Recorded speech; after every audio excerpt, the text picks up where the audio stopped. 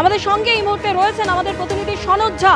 সনদ, যে বার্তা দিয়েছিলেন মুখ্যমন্ত্রী শুভেন্দু অধিকারী যে রাজ্যের উন্নয়নের জন্য সবাইকে নিয়ে চলতে হবে, আমিত্বকে বাদ দিতে হবে, এবং সেই জায়গা থেকে আমরা দেখছি একদিকে দক্ষিণবঙ্গেও যেমন দেখলাম, উত্তরবঙ্গেও দেখা গেল 11 জন তৃণমূল কংগ্রেসের বিধায়ক তারা কিন্তু আজকে নিশীথ প্রামাণিকের ডাকা বৈঠকে উপস্থিত রইলেন। বৈঠক অত্যন্ত গুরুত্বপূর্ণ এবং উত্তরবঙ্গ উন্নয়ন মন্ত্রী নিশীথ প্রামাণিক আজকে যে বৈঠক ডেকেছিলেন, যে প্রথম বৈঠক তার মধ্যে হওয়ার পরে, এবং খুব স্বাভাবিক এই বৈঠক হচ্ছে খুব স্বাভাবিক একটা সৌজন্যতার বৈঠক।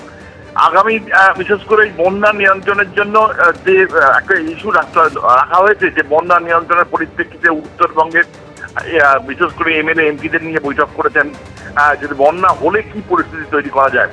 তবে এখনো যেহেতু বন্যার ভ্রুকুটি নেই, সামনে বর্ষা আসছে ঠিকই, তার থেকেও গুরুত্বপূর্ণ ছিল যে একটা প্রস্তুতি বৈঠক এবং সকলের সঙ্গে একটা বিশেষ করে উত্তরবঙ্গ উন্নয়ন মন্ত্রী হিসাবে যে প্রথম বৈঠক করা দরকার সকলের সঙ্গে, সেই বৈঠকের তৃণমূল বিধায়করা প্রায় সকলেই হাজির হয়েছেন।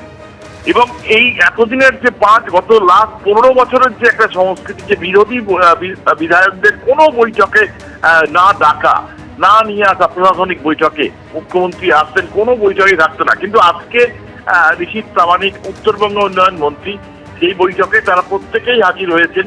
এবং যে এই যে বন্যা নিয়ন্ত্রণের যে প্রাথমিক বৈঠক, যে সমস্ত বিধায়ক রয়েছেন যেখানে বন্যা ভ্রুকুটি রয়েছে, যেমন মালদা বলতে পারি যে মোথাবাড়ি রয়েছে, মানিকচক, রতুয়া, হরিশ্চন্দ্রপুর, তারা তো রয়েছেনই, কিন্তু যে সমস্ত জায়গায় বন্যার ভ্রুকুটি নেই সেখানকার বিধায়করাও রয়েছেন, যেমন রয়েছে চোপড়া বিধায়ক রয়েছেন।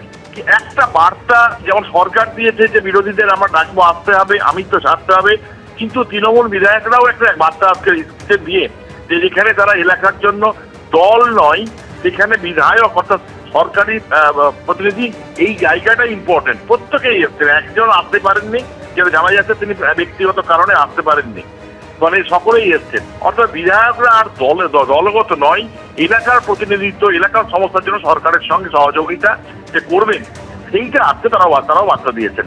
এই পারস্পরিক বার্তায় আজকে বৈঠক সেই কারণে গুরুত্বপূর্ণ। এবং এই সরকারের মধ্যে এই আমরা ওরা সেটা থাকছে না আজকের বৈঠকে পরিষ্কার। ধন্যবাদ সদর।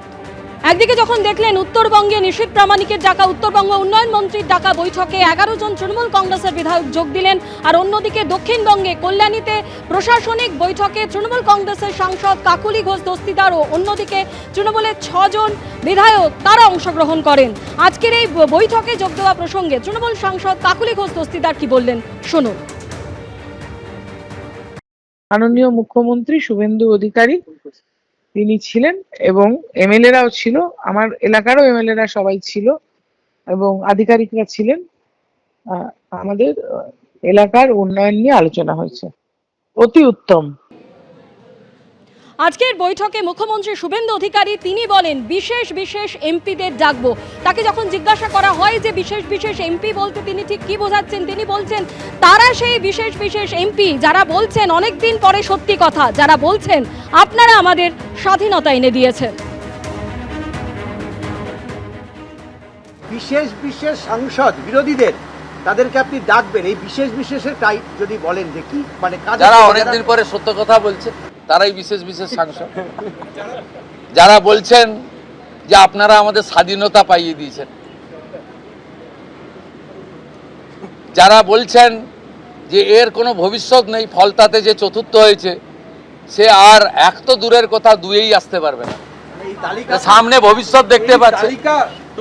আপনার কাছে প্রস্তুত এই তালিকা তৈরি আছে বিশেষ বিশেষ সাংসদ? না আমি বলবো না, আপনারাই তো দেখাচ্ছেন।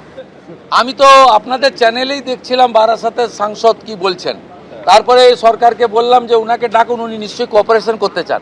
উনি আজকে বক্তৃতা করলেন, কোঅপারেশন করলেন, যাওয়ার সময় হ্যান্ডশেক করলেন, বলে এই প্রথমবার একটা ভালো মিটিং হলো। আমি এর আগে অনেক মিটিংয়ে যোগদান করেছি, বলতেই দেয় না।